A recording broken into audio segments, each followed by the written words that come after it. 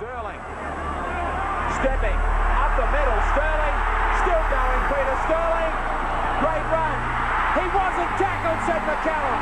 Who's going to argue the point? The Broncos look stunned. The little halfback's got the try. They might win it. Everyone's on their feet. Well, we've got Mr. Magic on one side, and what can you say about this? This fella must be the best scrum half in the world. They've also got the best standoff. Just look at this for class. Knows he can't get there himself, but he holds the ball and releases it. And for Steve Evans to have the easiest of chances.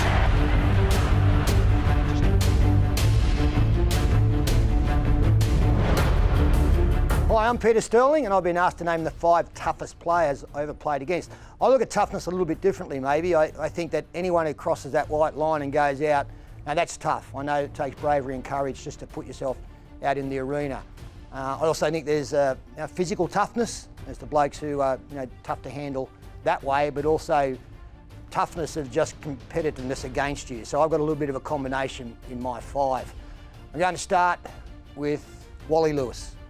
Great competitor. Every time you were up against him, you knew that you had a tough 80 minutes. He was as good in his head in the 79th minute as he was in the 9th, and that made him very, very tough to beat because if it came down to the last play of the game, he was generally going to come up with the right one.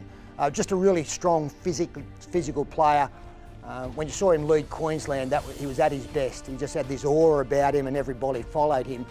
And so when it came to toughness, you just knew that physically he was tough, but also the 80 minutes, whatever side he was in, was always going to be very, very difficult to beat. My number 2 is a guy who was a great rival of mine, a halfback from Canterbury called Steve Mortimer. And I think every time we played against each other, there was kind of a spotlight on that. A lot was made of it. So that pressure was kind of, it added to the competition and I suppose the need to finish on top. Back in the 80s, both Parramatta and Canterbury were the 2 best teams. I think we won 4 premierships each. So much was made of our battles out on the field. And he was just a great competitor.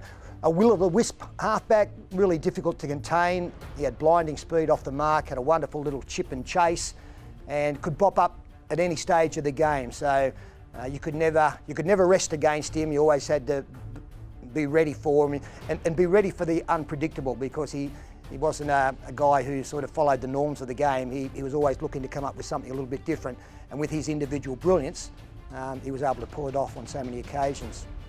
My number 3 is another Canterbury player and a guy who was just a wonderful competitor, 5'8" Terry Lamb. Terry, the best backup man in the competition, the best support player the game has ever seen.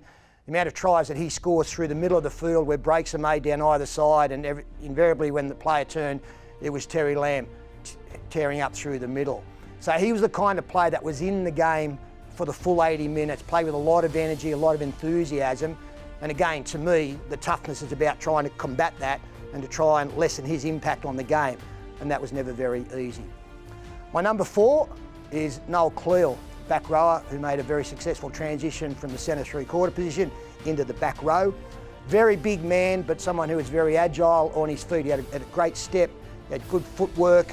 So when he's coming at you with speed and footwork and size, he was a very, very tough proposition. I've still got stud marks running up the middle of my chest from the amount of times that Noel Cleal ran over the top of me. So I always found that he was a tough player to come up against. Didn't have a great involvement in the game like other players that I've mentioned, but when he came in, it was kind of in a dynamic fashion. So you had to make sure that you closed that down straight away. And my final player, number 5 of my toughest players against, is David Gillespie, who was nicknamed Cement, and I think that was rightly so.